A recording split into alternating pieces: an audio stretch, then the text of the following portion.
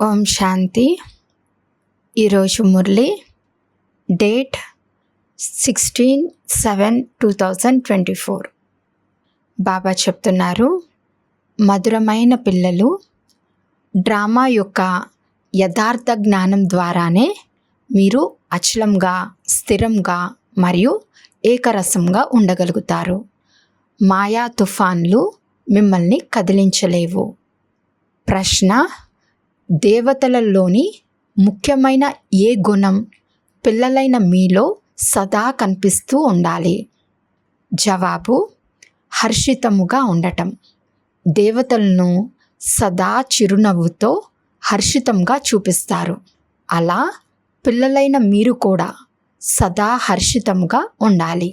ఏమి జరిగినా కానీ హర్షితంగానే ఉండండి. ఎప్పుడూ కూడా ఉదాసీనత లేక కోపం రాకూడదు. ఏ విధంగా తండ్రి మీకు మంచి చెడుల జ్ఞానాన్ని ఇస్తారు, కానీ ఎప్పుడూ కోపగించుకోరు, ఉదాసీనులుగా అవ్వరు.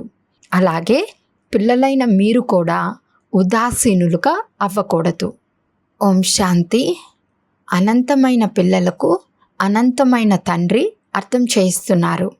లౌకిక తండ్రి అయితే ఈ విధంగా అనరు. వారికి ఎక్కువలో ఎక్కువ 5-7 మంది పిల్లలు ఉండవచ్చు. ఇక్కడైతే ఆత్మలంతా ఎవరైతే ఉన్నారో వారు పరస్పరం సోదరులు.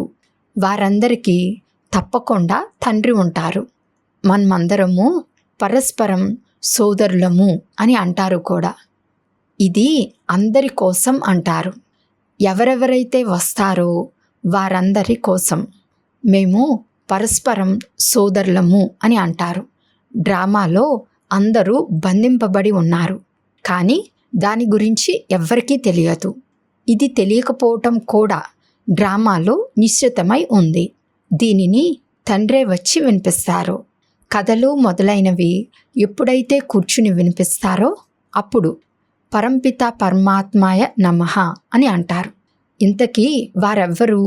అది తెలియదు. బ్రహ్మ దేవత, విష్ణు దేవత, శంకర దేవత అని అంటారు, కానీ అర్థం తెలుసుకొని అలా అనరు. బ్రహ్మను వాస్తవానికి దేవత అని అనరు. దేవత అని విష్ణువునే అంటారు. బ్రహ్మను గురించి ఎవ్వరికీ తెలియదు. విష్ణు దేవత అని అనటం సరైనదే. శంకరుని పాత్ర అయితే ఏమీ లేదు. అతని జీవిత చరిత్ర లేదు. శివబాబాకైతే జీవిత చరిత్ర ఉంది. వారు పతితులను పావనులుగా తయారు చేయటానికి, కొత్త ప్రపంచాన్ని స్థాపన చేయటానికే వస్తారు. ఇప్పుడు ఒక్క ఆది సనాతన దేవీ దేవతా ధర్మం యొక్క స్థాపన మరియు అన్ని ధర్మాల యొక్క వినాశనం జరుగుతుంది. అందరూ ఎక్కడికి వెళ్తారు? శాంతిధామానికి. శరీరాలైతే అందరివి వినాశనం అవునున్నాయి. కొత్త ప్రపంచంలో కేవలం మీరే ఉంటారు. ముఖ్య ధర్మాలు ఏవైతే ఉన్నాయో వాటి గురించి మీకు తెలుసు. అన్నిటి పేర్లైతే తెలుసుకోలేము. చిన్న చిన్న శాఖోపశాఖలైతే ఎన్నో ఉన్నాయి. మొట్టమొదట దైవీ ధర్మం ఉంది, ఆ తర్వాత ఇస్లాం ధర్మం. ఈ విషయాలు పిల్లలైన మీ బుద్ధిలో తప్ప ఇంకెవ్వరి బుద్ధిలోనూ లేవు. ఇప్పుడు ఆ ఆది సనాతన దేవీ దేవతా ధర్మం కనుమరుగైపోయింది. అందుకే మర్రి వృక్షం ఉదాహరణను ఇస్తారు. మొత్తం వృక్షం అంతా నిలబడి ఉంది, దాని కాండం లేదు. అన్నిటికన్నా ఎక్కువ ఆయువు ఈ మర్రి వృక్షానికే ఉంటుంది. ఇందులో అన్నిటికన్నా ఎక్కువ ఆయువు ఆది సనాతన దేవీ దేవతా ధర్మానికే ఉంది. అది ఎప్పుడైతే కనుమరుగైపోతుందో అప్పుడే తండ్రి వచ్చి ఇప్పుడు ఏకధర్మ స్థాపన మరియు అనేక ధర్మాల వినాశనం జరగనున్నది అని చెప్తారు. అందుకే త్రిమూర్తులను కూడా తయారు చేశారు, కానీ దాని అర్థాన్ని తెలుసుకోరు. ఉన్నతమైన వారు భగవంతుడని, ఆ తర్వాత బ్రహ్మ, విష్ణు, శంకరులని, మళ్ళీ సృష్టిలోకి వచ్చినప్పుడు దేవీ దేవతా ధర్మం తప్ప ఇంకే ధర్మం లేదని పిల్లలైన మీకు తెలుసు. భక్తి మార్గం కూడా డ్రామాలో నిశ్చితమై ఉంది. మొదట శివుని భక్తిని చేస్తారు, ఆ తర్వాత దేవతల భక్తిని చేస్తారు. ఇది భారత్ విషయమే. మిగిలిన వారికి తమ ధర్మము, మతము లేక మార్గము ఎప్పుడూ స్థాపించబడతాయి అనేది తెలుసు. ఉదాహరణకు ఆర్యులు మేము అందరికన్నా పాతవారము అని అంటారు. వాస్తవానికి అందరికన్నా పాతవారు ఆది సనాతన దేవీ దేవతా ధర్మం వారే. మీరు ఎప్పుడైతే వృక్షం చిత్రంపై అర్థం చేయిస్తారో అప్పుడు వారు మా ధర్మం ఫలానా సమయంలో వస్తుంది అని స్వయము అర్థం చేసుకుంటారు. అందరికీ అనాది అవినాశి పాత్ర ఏదైతే లభించిందో దాన్ని అభినయించాలి. ఇందులో ఎవరి దోషము లేక తప్పు ఉంది అని అనలేము. కేవలం పాపాత్ములుగా ఎందుకు అయ్యారు అన్నది అర్థం చేయించటం జరుగుతుంది. మనమందరము అనంతమైన తండ్రికి పిల్లలం కదా, మరి సోదరులందరూ సత్యుగంలో ఎందుకు లేరు అని మనుషులు అడుగుతారు. కానీ డ్రామాలో ఆ పాత్రయే లేదు. ఈ అనాది డ్రామా తయారు చేయబడి ఉంది. దీనిపై నిశ్చయం పెట్టుకోండి. ఇంకే విషయాన్ని మాట్లాడకండి. ఇది ఎలా తిరుగుతుంది అంటూ చక్రాన్ని కూడా చూపించారు. కల్పవృక్షం యొక్క చిత్రం కూడా ఉంది. కానీ దీని ఆయువు ఎంత అనేది ఎవ్వరికీ తెలియదు. తండ్రి ఎవ్వరి నిందను చేయరు. మీరు ఎంతో పావనంగా ఉండేవారని ఇప్పుడు పతితంగా అయ్యారని, అందుకే ఓ పతిత పావన రండి అని పిలుస్తూ ఉంటారని అర్థం చేయించటం జరుగుతుంది. ఇది మీకు కూడా అర్థం చేయిస్తారు. మొదటైతే మీరందరూ పావనంగా అవ్వాలి. ఆ తర్వాత నెంబర్ వారుగా పాత్రను అభినయించటానికి రావాలి. ఆత్మలన్నీ పైనే ఉంటాయి, తండ్రి కూడా పైనే ఉంటారు. వారిని రమ్మని పిలుస్తారు. కానీ వారు అలా పిలిచినంత మాత్రాన వచ్చేరు. తండ్రి అంటారు, నాకు కూడా డ్రామాలో పాత్ర నిశ్చితమై ఉంది. ఏ విధముగా హద్దులోని డ్రామాలో కూడా పెద్ద పెద్ద ముఖ్య నటులు పాత్ర ఉంటుందో అలా ఇది అనంతమైన డ్రామా. అందరూ డ్రామా బంధనంలో బంధింపబడి ఉన్నారు. దీని అర్థం అందరూ ఆ దారంలో బంధింపబడి ఉన్నారని కాదు. అలా కాదు. ఇది తండ్రి అర్థం చేయిస్తారు. అది జడమైన వృక్షం. ఒకవేళ బీజం చైతన్యమైనట్లయితే వృక్షం ఏ విధంగా పెద్దదై ఫలాలను ఇస్తుంది అనేది ఆ వృక్షానికి తెలుస్తుంది కదా. ఇక్కడ వీరు ఈ సమస్య సృష్టి రూపీ వృక్షానికి చైతన్య బీజం. దీనిని తలక్రిందుల వృక్షము అని అంటారు. తండ్రి నాలెడ్జ్ఫుల్. వారిలో మొత్తం వృక్షం యొక్క జ్ఞానం ఉంది. ఇది అదే గీతా జ్ఞానం. ఇది కొత్త విషయమేమీ కాదు. ఇక్కడ బాబా శ్లోకాలు మొదలైనవి ఉచ్చరించరు. వారైతే గ్రంథాన్ని చదివి దాన్ని అర్థం వివరిస్తారు. తండ్రి అర్థం చేయిస్తున్నారు. ఇది చదువు. ఇందులో శ్లోకాలు మొదలైన వాటి అవసరం లేదు. ఆ శాస్త్రాల చదువులో ఎటువంటి లక్ష్యం, ఉద్దేశం లేదు. జ్ఞానము, భక్తి, వైరాగ్యము అని కూడా అంటారు. ఈ పాత ప్రపంచం వినాశనమవుతుంది. సన్యాసులది హద్దులోని వైరాగ్యం, మీది అనంతమైన వైరాగ్యం. శంకరాచార్యుడు వచ్చినప్పుడు తాను గృహస్థం నుండి వైరాగ్యాన్ని నేర్పిస్తారు. అతను కూడా మొదట్లో శాస్త్రాలు మొదలైనవి నేర్పించారు. ఎప్పుడైతే చాలా వృద్ధి జరుగుతుందో అప్పుడు శాస్త్రాలను రచించటం ప్రారంభిస్తారు. మొట్టమొదటైతే ధర్మస్థాపన చేసే ఆత్మ ఒక్కరే ఉంటారు. ఆ తర్వాత మెల్లమెల్లగా వృద్ధి చెందుతారు. ఇది కూడా అర్థం చేసుకోవాలి. సృష్టిలో మొట్టమొదట ఏ ధర్మం ఉండేది? ఇప్పుడైతే అనేక ధర్మాలున్నాయి. అది సనాతన దేవీ దేవతా ధర్మం ఉండేది. దానిని స్వర్గం, హెవెన్ అని అంటారు. పిల్లలైన మీరు రచయిత మరియు రచనను తెలుసుకోవటం ద్వారా ఆస్తికులుగా అవుతారు. నాస్తికత్వంలో ఎంత దుఃఖం ఉంటుంది. అనాథులుగా అయిపోతారు. మీరు పరస్పరం కొట్లాడుకుంటూ గొడవ పడుతూ ఉన్నారు. మీకు నాథుడు ఎవ్వరూ లేరా అని అంటారు కదా. ఈ సమయంలో అందరూ అనాథులుగా అయిపోతారు. కొత్త ప్రపంచంలో పవిత్రత, సుఖశాంతులు అన్నీ ఉండేవి. అపారమైన సుఖాలు ఉండేవి. ఇక్కడ అపారమైన దుఃఖాలు ఉన్నాయి. అవి సత్యుగానివి, ఇవి కలియుగానివి. ఇప్పుడు మీది పురుషోత్తమ సంగమ యుగం. ఈ పురుషోత్తమ సంగమ యుగం ఒకటే ఉంటుంది. సత్య త్రేతాయుగాలు సంగమాన్ని పురుషోత్తమైనది అని అనరు. ఇక్కడ అసురులు ఉన్నారు, అక్కడ దేవతలు ఉంటారు. ఇది రావణ రాజ్యమని మీకు తెలుసు. రావణుని తలపై గాడిద తలను చూపిస్తారు. గాడిదను ఎంతగా శుభ్రం చేసి దానిపై బట్టలు వేసినా అది మళ్ళీ మట్టిలో పడుకొని ఆ బట్టలను పాడు చేసేస్తుంది. తండ్రి మీ బట్టలను శుభ్రం చేసి పుష్పాల వలె తయారు చేస్తారు. మళ్ళీ ఈ రావణ రాజ్యంలో దొర్లి అపవిత్రులుగా అయిపోతారు. ఆత్మ మరియు శరీరం రెండు అపవిత్రంగా అయిపోతాయి. మీరు మొత్తం అలంకరణనంతటినీ పోగొట్టేస్తారు అని తండ్రి అంటారు. తండ్రిని పతిత పావనుడు అని అంటారు. మీరు నిండు సభలో ఇలా చెప్పవచ్చు, మేము స్వర్ణయుగంలో ఎంతో అలంకరింపబడి ఉండేవారము. ఎంతో ఫస్ట్ క్లాస్ రాజ్యభాగ్యం ఉండేది. మళ్ళీ మాయారూపీ ధూళిలో దొర్లి మురికిగా అయిపోయాము అని. ఇది అంధకార నగరం అని తండ్రి అంటారు. భగవంతుణ్ణి సర్వవ్యాపి అని అనేస్తారు. ఏదైతే జరిగిందో అది అచ్చంగా అదే విధంగా రిపీట్ అవుతుంది. ఇందులో తికమక పడే అవసరం ఏమీ లేదు.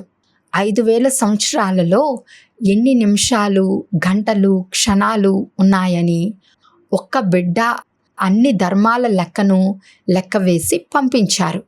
ఇందులో కూడా బుద్ధిని వ్యర్థం చేసి ఉంటారు. బాబా అయితే ప్రపంచం ఎలా నడుస్తుంది అంటూ మామూలుగా అర్థం చేయిస్తారు.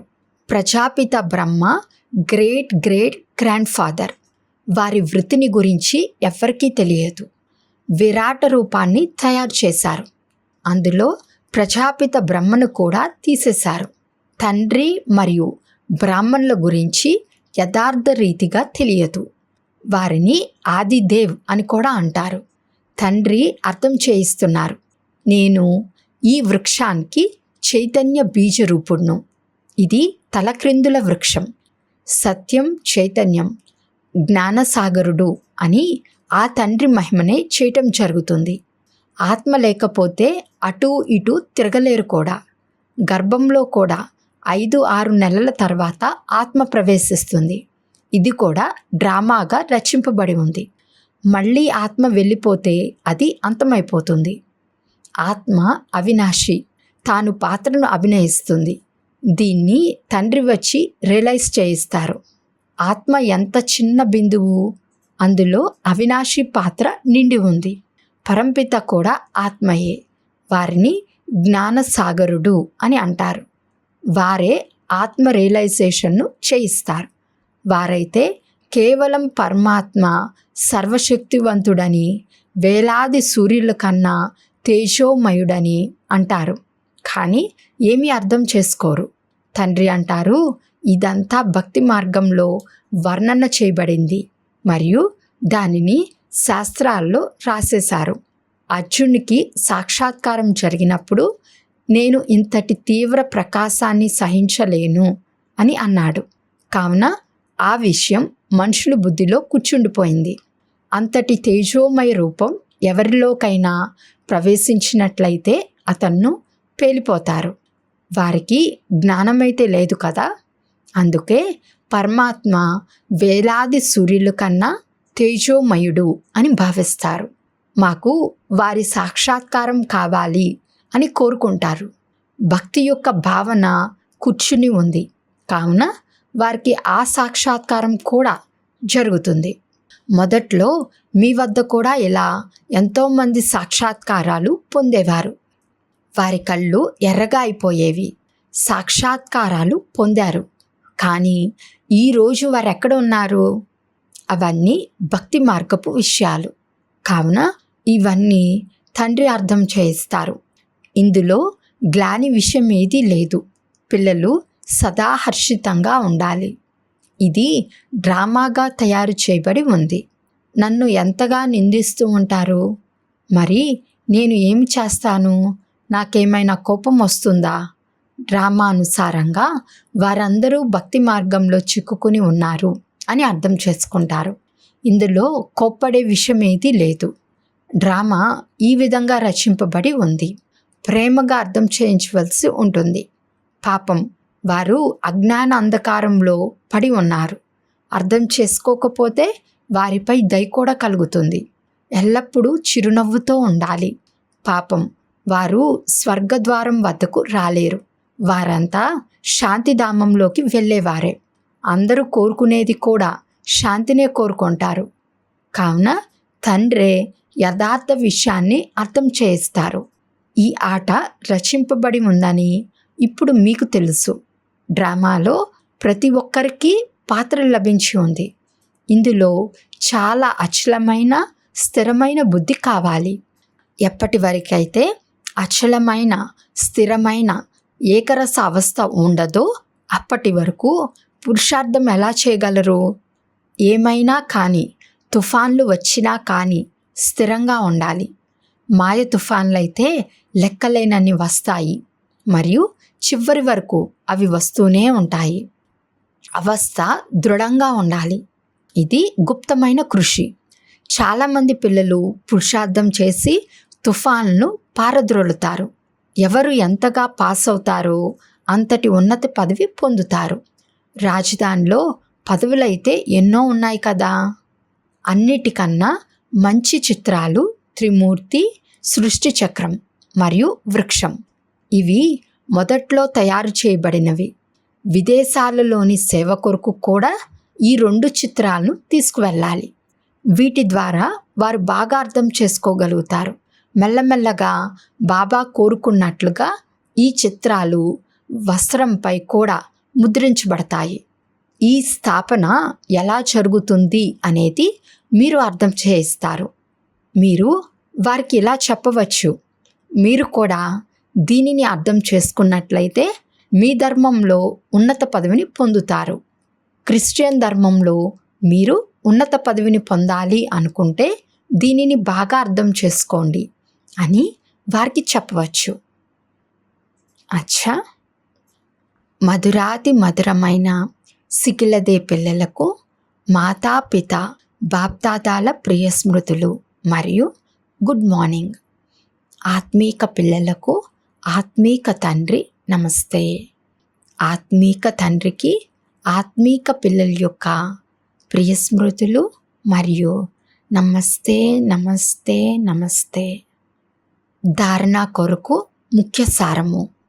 ఫస్ట్ పాయింట్, ఈ పురుషోత్తమ సంగం యుగంలో పవిత్రంగా అయి స్వయాన్ని అలంకరించుకోవాలి. ఎప్పుడూ కూడా మాయ ధూళిలో దొర్లి మీ అలంకరణను పాడు చేసుకోకూడదు. సెకండ్ పాయింట్, ఈ డ్రామాను యథార్థ రీతిగా అర్థం చేసుకొని మీ అవస్థను అచలముగా స్థిరంగా తయారు చేసుకోవాలి. ఎప్పుడూ తికమక పడకూడదు. ఎల్లప్పుడూ హర్షితంగా ఉండాలి. వరదానము: ఆలోచించి అర్థం చేసుకుని ప్రతి కర్మను చేసి పశ్చాత్తాపం నుండి ముక్తులయ్యే జ్ఞాని ఆత్మ భవ. ప్రపంచంలో కూడా మొదట ఆలోచించండి, ఆ తర్వాత చేయండి అని అంటారు. ఎవరైతే ఆలోచించి చేయరో, చేసిన తర్వాత ఆలోచిస్తారో వారిది పశ్చాత్తాప రూపంగా అవుతుంది. తర్వాత ఆలోచించటము ఇది పశ్చాత్తాప రూపం మరియు మొదటే ఆలోచించటం ఇది జ్ఞాని ఆత్మల గుణం. ద్వాపర కలియుగాల్లోనైతే అనేక రకాల పశ్చాత్తాపాలనే పడుతూ వచ్చారు. కానీ ఇప్పుడు సంగమంలో ఏ విధంగా ఆలోచించి అర్థం చేసుకుని సంకల్పాన్ని మరియు కర్మను చేయండి, ఇక ఎప్పుడు మనసులో కూడా ఒక్క క్షణం కూడా పశ్చాత్తాపము ఉండకూడదు. అప్పుడే జ్ఞాని ఆత్మ అని అంటారు. స్లోగన్: దయార్థ హృదయులుగా అయి సర్వగుణాలు మరియు శక్తుల దానంను ఇచ్చేవారే మాస్టర్ దాత. అచ్చా. ఓం శాంతి.